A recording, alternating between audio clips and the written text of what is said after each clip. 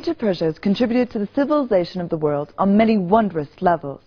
Now up next we're going to join our friends in Marağa-da, one of Iran's most ancient cities. We're just 4 kilometers south, rooted in legends, and before the arrival of Islam in Iran, a temple was constructed to worship Mitra, the Iranian god of sun, justice, and mutual obligation.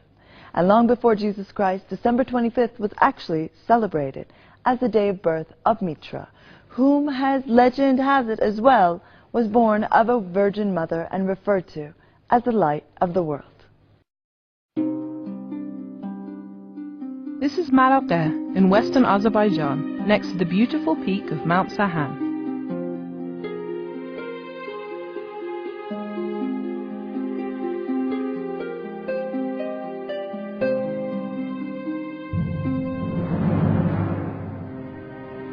I'm here in this unassuming village just outside of Marağa-da, but this quiet town is also the site of an ancient temple. Let's go and see what we can find.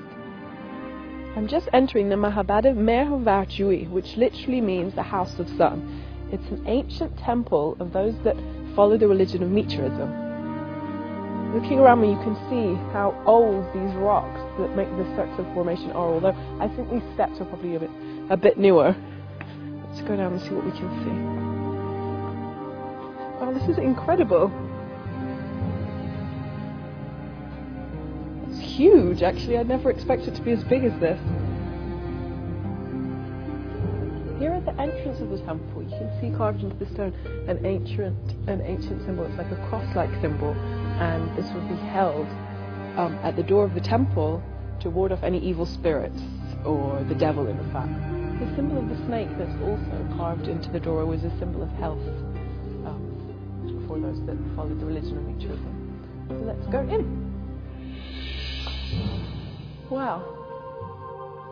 Well, it's huge. You can just see light pouring in from every angle. Again, all around me are these dome-like shapes, because their belief was that a shape like a dome was the shape of the sky, and in being closer to the sky, you were closer to the sun, and the sun was their god of all gods. The sun was what they worshipped.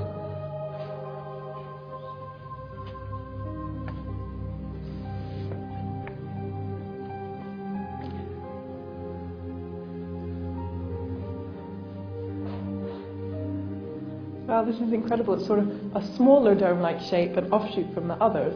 And again, it was here that they would worship. And this dome shape would reach them, as I said, closer to the sun. You can see arches all around. At some point, it must have been an absolutely perfect circle, a spherical building, in fact.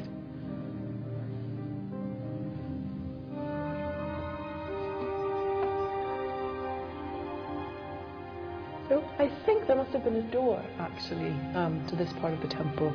Probably 2 doors that open, I don't know, inwards or outwards. But you can see here, there's a hole here, and one down here, and one up here.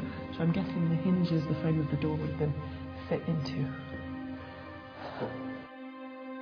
So as I said, there's these sort of rooms off of the main temple, off of the main hall of the temple.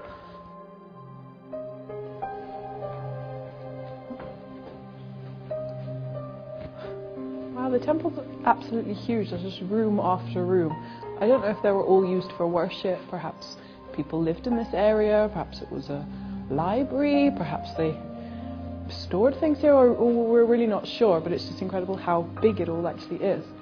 And again, everywhere you can see these perfect arches, these perfect circles.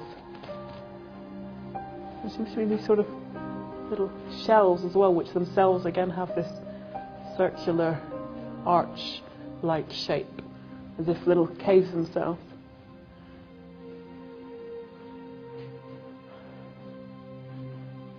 See it. I couldn't quite fit through that door, but luckily there was another entrance. This room's incredible. I think it's the most perfect of all of the rooms actually, because in some of the others we could see that the roof had been falling down, but here you can see the circular shape here, and then the perfect circle above me, where, as you can see now, the sunlight is just pouring through.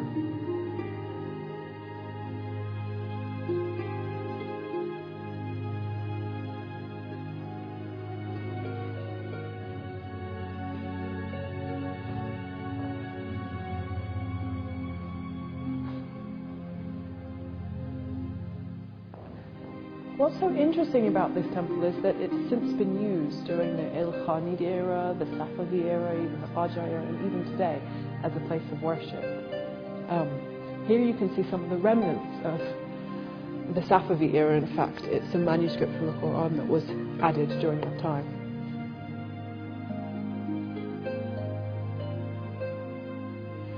Kind of their sort of steps up, reaching higher and higher into the temple. Wow, another beautiful dome-like shape, and again you have the sun pouring down. So I believe this was one of the main centers of worship within the temple.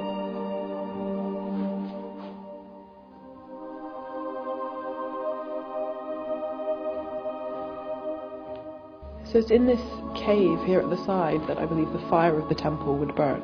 Those that followed Mithraism believed the four elements, earth, wind, fire and water, were also very important. But earth, wind and water could all get dirty, but fire would always stay pure. And fire is also always reaching up, and that would be taking their spirits up to the sky and closer to the sun, which was the god that they worshipped. Wow, you can really see what a perfect circular shape this room is when you look along the edge. You can see it's, from my point of view, it seems pretty perfect. This room also has a lot of decoration, actually. I believe the decorations here are from the pre-Islamic period, but underneath you can see more manuscript, more calligraphy from the Quran, or at least just the outline, the designs of it. I believe what happened was they wanted someone to come and carve the rock out, but they didn't find anyone, so you just have the remnants of the original pattern, the original design. Ooh, this looks interesting. Let's see what's through this tiny hole. Oh my god, it's tiny.